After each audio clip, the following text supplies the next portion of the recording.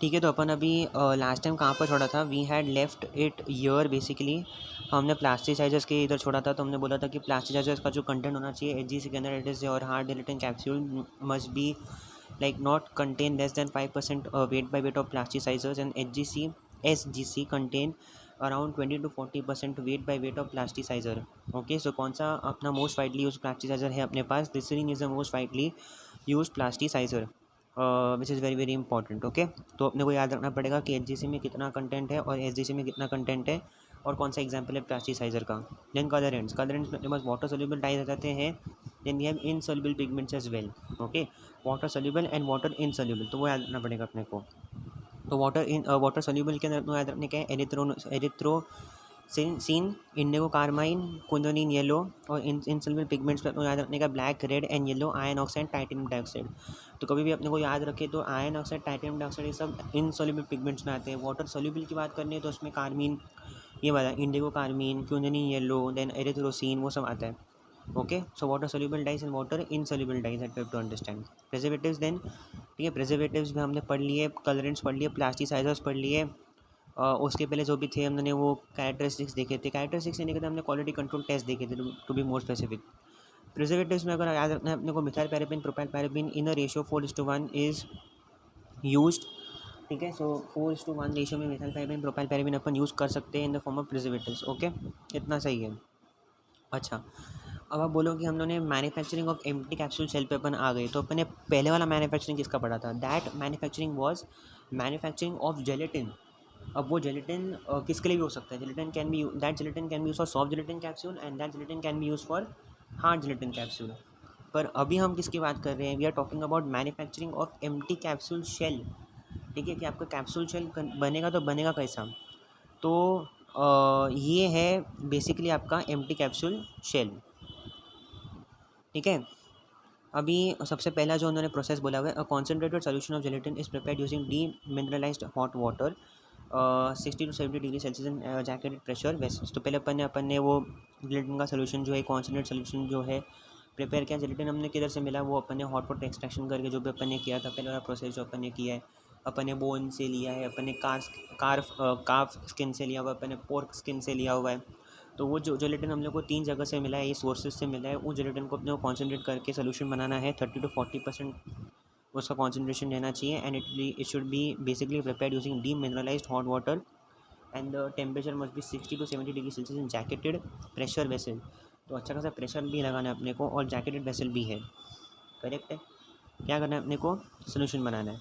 अच्छा, now this is stirred under gelatin has dissolve and then vacuum supply to remove any entrapped air bubbles. Correct है, entrapped air bubbles निकालने पड़ेंगे, नहीं तो आपका जो शेल है बेसिकली वो बनेगा नहीं।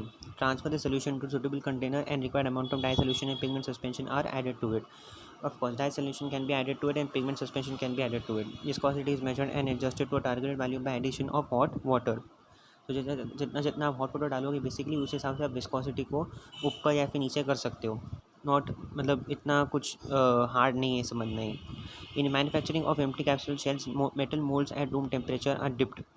Okay, so metal molds at room temperature are dipped into a hot gelatin solution with gels to form a film। तो हम लोग को जो मेटल मोल्ड्स दिए जाएंगे बेसिकली, तो वो मेटल मोल्ड्स को हमको लेके जेलेटिन के हॉट सोल्यूशन के अंदर। अभी आप बोलोगे कि हॉट सोल्यूशन कहाँ से आया, हॉट सोल्यूशन तो हमने पहले ही प्रिपेयर करके रखा हुआ है यहाँ पर यूजिंग डीमिनरलाइज्ड हॉट वाटर, जैसा हमने देखा। करेक्ट है, तो वो हॉट सोल्यूशन के अंदर अपने को डिप करना है हमारे मेटल मोल्ड्स को, पर ये रूम टेम्परेचर पे सब काम हो रहा है। ओके, ये फॉर्म करेगा film, then it is dried and cut into length, बराबर है। अभी वो फिल्म फॉर्म करेगा इन द सेंस मतलब मोल्ड इसके लिए दिए ताकि वो उस शेप का फिल्म फॉर्म करे।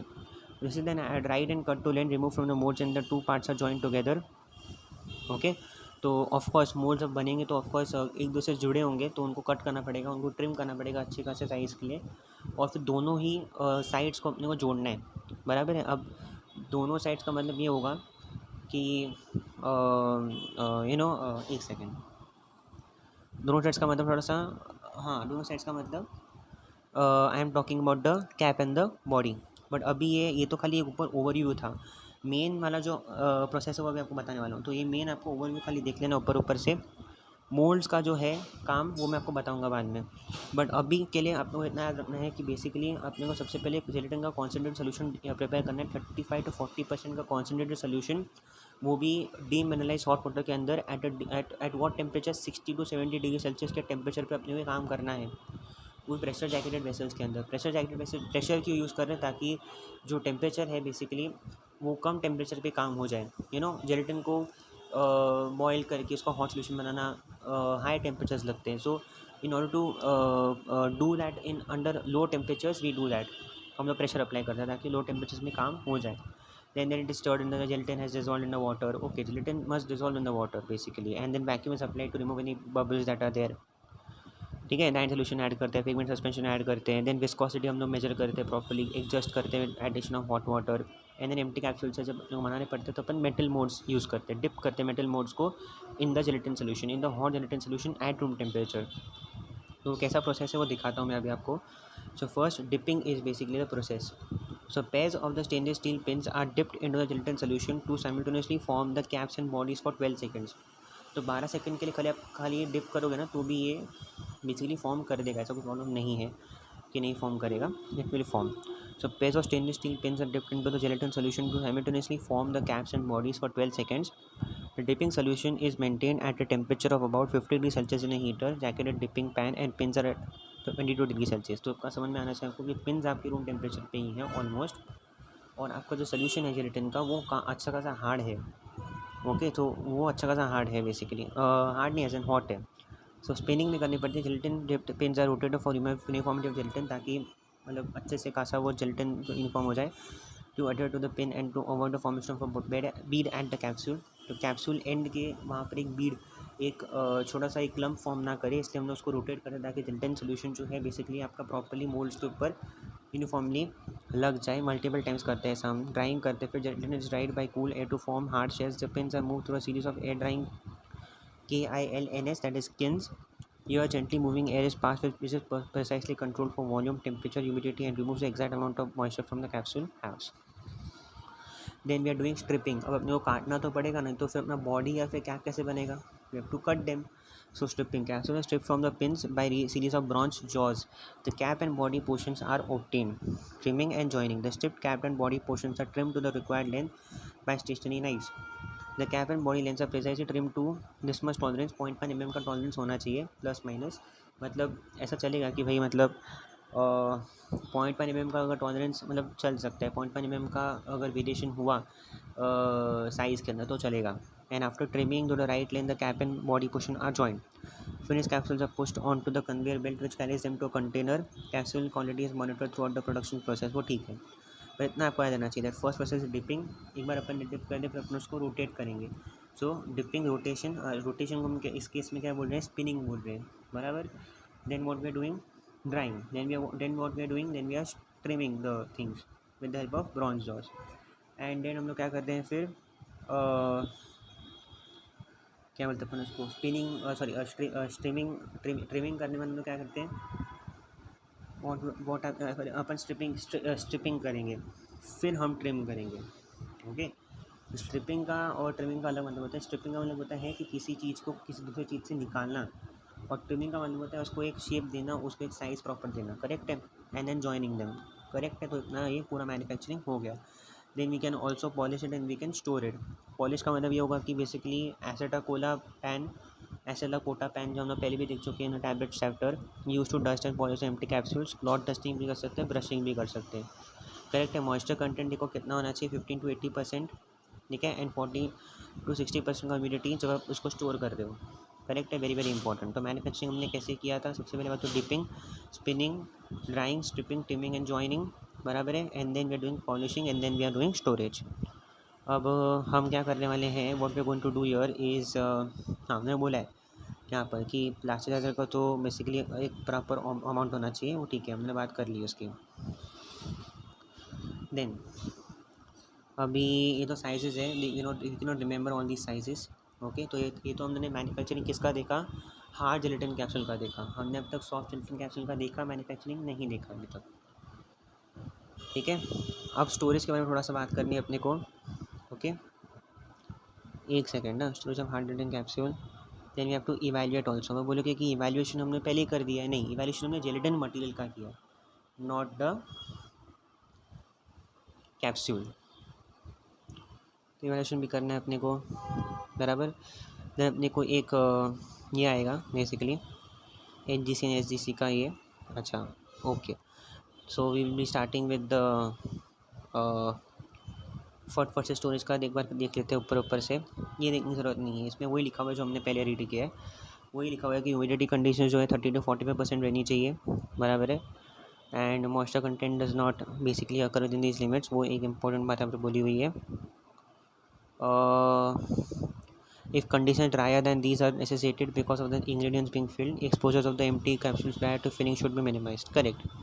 अगर कंडीशंस इससे ज़्यादा ड्राई चाहिए आपको, करेक्ट है, तो आप कैप्सूल्स को जितना हो सके उतना आप एक्सपोज मत कीजिए तो अच्छा होगा फिलिंग से पहले। एंड ठीक है, बाकी कुछ प्रॉब्लम तो वैसे नहीं है।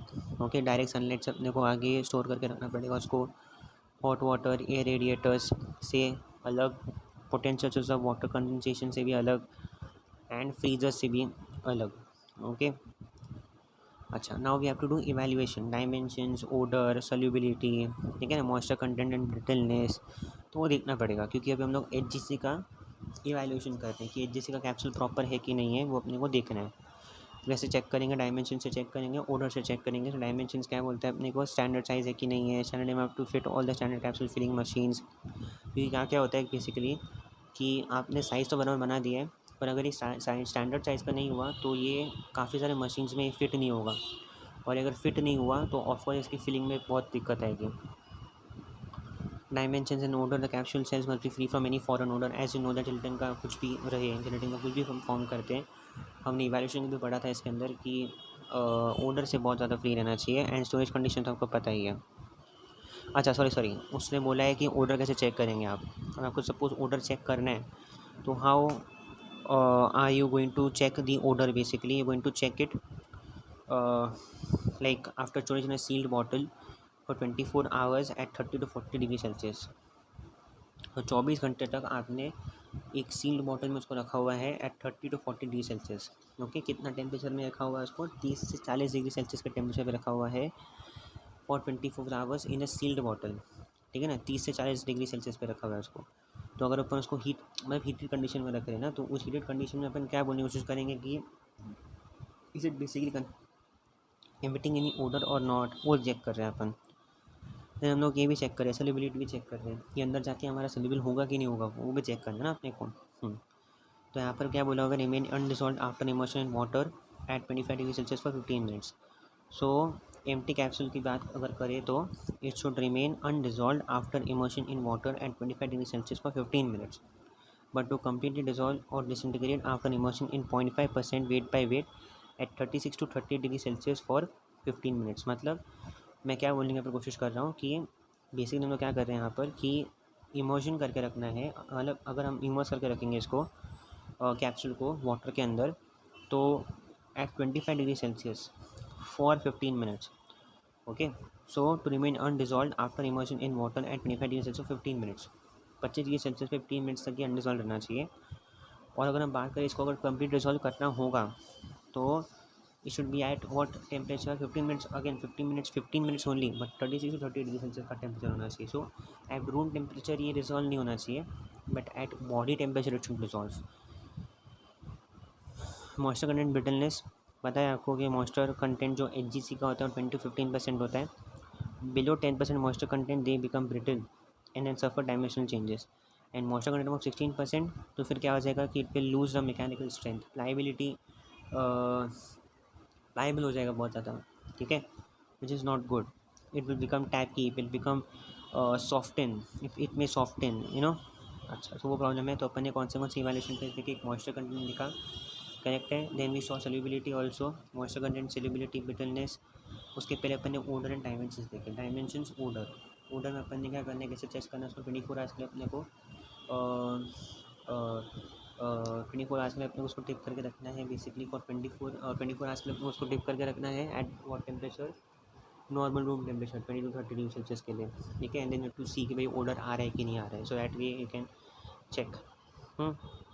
ये हो गया आपका इसका। अब HGC वर्सेस HGC, ठीक है। ये हम कब करेंगे? When we have finished everything. अभी के लिए नहीं करेंगे। अब हमने कैप्सूल तो बना दिया है, बट कैप्सूल को फिल करना भी तो आना चाहिए। तो how are you going to fill it? अब अपने को पता है कि कैप्सूल जो एचजीसी रहता है basically it is use for administration of solid medicaments. हम सॉलिड्स जो रहते हैं, सॉलिड मेडिकेमेंट्स जो रहते हैं, ज़्यादा करके इसमें फिल करते हैं। ओके, बराबर है। तो अच्छा, so what are the excipients which are used in capsule formation? अब आप बोलोगे कि हमने एक्सिपिएंट्स तो पहले ही पढ़ लिए थे, बट नहीं, वो एक्सिपिएंट्स मतलब ऊपर हाँ ठीक ठीक वाले थे, मतलब ठीक ठीक वाले की बात नहीं, वो मेन एक्सिपिएंट्स थे बेसिकली। ओके, ये तो हम बात कर रहे हैं उसके अलावा और कौन से एक्सिपिएंट्स होंगे, करेक्ट है। सो वो बात है, लुब्रिकेंट डिसइंटीग्रेंट्स, हाँ। तो प्लास्टिसाइजर प्रिजर्वेटिव्स तो अपने को डालना ही है, उसके बिना तो अपना काम होने वाला नहीं है। तो प्लास्टिसाइजर एंड प्रिजर्वेटिव्स का होना वहाँ पर बहुत ज़रूरी है। If you don't put plasticizer and preservatives it's no point, right. वो ठीक नहीं रहेगा गुड कंडीशन जिसके, जब अच्छे खासे रूम टेम्परेचर पे भी वो पिघल जाएगा, कुछ हो जाएगा उसको, तो वो होने देने से प्रिवेंट करने अपन करते हैं। अच्छा, ये अलग है। ये कौन से एक्सिपिएंट्स हैं? Diluents, absorbents, glidants, anti dusting compounds, wetting agents, super disintegrants. तो डाइल्यूएंट्स में अपन क्या बोल रहे हैं? Lactose, mannitol, sorbitol, starch. Diluents में कौन है? Lactose, mannitol, sorbitol, starch. ये पे हमने पहले भी पढ़ चुके हैं, डाइल्यूएंट्स में अपन ने यूज़ किया है। इफ़ रिमेंबर, हमने टैबलेट्स जब चैप्टर किया था तब हमने उसमें डाइल्यूएंट्स का पार्ट पढ़ा था। Then we have to do absorbents, magnesium oxide, magnesium carbonate, kaolin, if remember. तो मैग्नीशियम ऑक्साइड है अपने पास, मैग्नीशियम कार्बोनेट है अपने पास, क्योलिन है। Then we have also glidants. Okay, फिर रिमेंबर ग्लाइडेंट्स, देखो एब्जॉर्बेंट्स अपने को मालूम होना चाहिए कि मैग्नीशियम ऑक्साइड, मैग्नीशियम कार्बोनेट तो है, या फिर सबसे बेस्ट आप बोलो क्योलिन। क्योलिन आपको याद रहेगा बिकॉज अपने फर्स्ट ईयर में याद किया था कि kaolin is an absorbent, if remember. Glidant जो रहता है ना, ग्लाइडेंट में आप ले लो यार, टैल्क ले लो, may to be more specific talc ले लो, आप याद रहेगा। एंटी डस्टिंग कंपाउंड्स के लिए एडिबल ऑयल्स ले लो। ओके, एंड वेटिंग एजेंट्स के लिए sodium lauryl sulphate, SLS, come on यार। सर्फैक्टेंट्स अपने को पता ही है, SLS अपन यूज़ करते हैं। सुपर डिसइंटीग्रेंट्स में आप ये यूज़ कर लो SSG, that is sodium starch glycolate, super disintegrants के अंदर। अगर आपको याद रहेगा तो हमने सुपर डिसइंटीग्रेंट्स की बात टैबलेट्स चैप्टर में भी की थी, ठीक है। तो ये है डाइल्यूएंट्स। देखो कैसे याद रखना है आपको, डैग, AWS, ओके। या फिर ऐसे याद रख सकते हो डैग सॉ। ओके, क्या कैसे याद रख सकते हो आप? Dag saw. So dag will be, D is for diluents, A is for absorbents, G is for glidants, saw S is for your super disintegrants, A is for anti dusting agents, correct, W is for wetting agents. So this is how to do it. Diluent का तो पता है, lactose और मैल्टोज अपन use करते हैं। Diluents हो गया anti, नहीं एक एक इसके लिए स्टैंड होता है, डैग सॉ है ना, हाँ। तो एंटी डस्टिंग एजेंट्स याद रखना कि सॉ के अंदर आता है, डैग के अंदर नहीं आता एंटी डस्टिंग एजेंट्स। ऊपर क्या आता है? ए से क्या चालू होता है? एब्जॉर्बेंट्स। सो डाइल्यूएंट्स, एब्जॉर्बेंट्स। एब्जॉर्बेंट्स अपने को पता रहना चाहिए कि वी हैव मैग्नीशियम, एब्जॉर्बेंट्स अपने को पता रहना चाहिए वी हैव क्योलिन, करेक्ट। फिर अपन ने क्योलिन बात करनी है, क्योलिन का बात हो गया। देन क्योलिन हो गया, फिर क्योलिन के बाद में अपन क्या बात करते हैं? हाँ, ग्लाइडेंट्स। ग्लाइडेंट्स को पता है टैल्क अपन डालते हैं हमेशा। Then so, that is S, that is your super disintegrant. Super disintegrants का मतलब होता है कि कौन सा एग्जाम्पल है अपने लिए super disintegrant? SSG, starch, sodium starch glycolate. Then A, anti dusting agent, edible oils. And then फिर अपन बोल सकते हैं G, sorry W is wetting agent, that is SLS, sodium lauryl sulphate. अपन एक एक करके देखेंगे अभी क्या क्या कौन कौन किधर है। सो एक्टिव इंग्रेडिएंट इज, चलो ठीक है, यू शुड नो, ना चलिए सबसे ज़्यादा एक्टिव, ये एक टाइम पास है। Then you should know fillers.